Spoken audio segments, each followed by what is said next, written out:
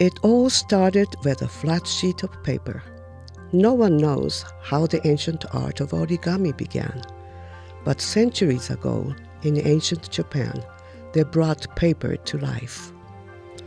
How could they imagine that the paper crane and dragon would transform modern-day science and take flight in a new century? With roots in the 16th century, origami re-emerged in the 1950s as revolutionary Japanese artist Akira Yoshizawa inspired a new generation of not only artists, but also scientists. You had folks who took up origami as a hobby, but were also in the scientific world asking the questions that mathematicians and scientists do. How can I describe this concept mathematically? But also, the mathematical design techniques that you develop can be used for art and for technology. So people could turn right around and use those same techniques to design folding structures whose purpose was not aesthetic, but was functional. There's been literally centuries of work by these artists doing prototypes in a very cheap material of paper and discovered motions that we would not have discovered using traditional engineering approaches.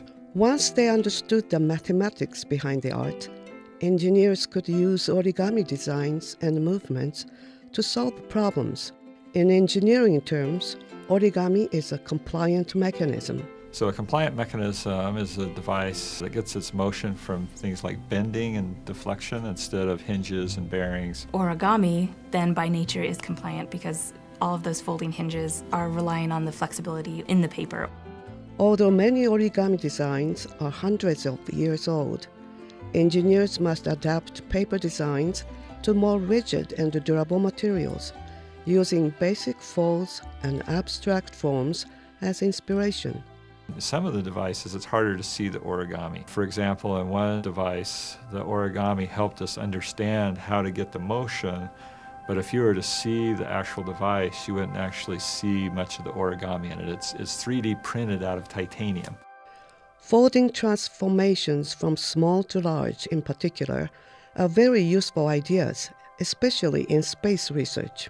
You have something that quite often needs to be big and very often needs to be flat or sheet-like. But the only way of getting it into space is to send it up in a rocket, and rockets have very limited space.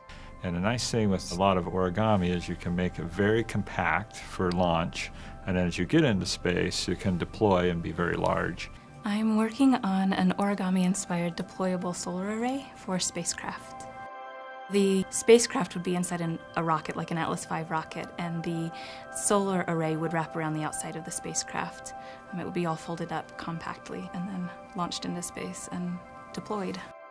By using origami principles, we can get a much larger array into space by stowing it compactly during launch and then opening it up once we're in space.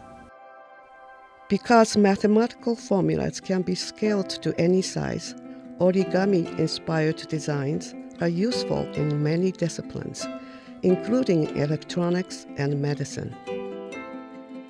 Based on kirigami, a variation of origami utilized in pop-up books, this 4 micrometer thick nano-injector is a microscopic compliant mechanism developed for gene therapy to deliver DNA to cells. 400 nano-injectors could fit onto a single 1 centimeter square computer chip. I think the biggest thing to learn from this kind of research is that you can find inspiration for designs from anything. If you're open to inspiration from any of these sources, then your creativity is not limited. It all started with a flat sheet of paper. Now, through origami-inspired design, it has been transformed, reimagined, elevated, but still reminiscent of an ancient art form.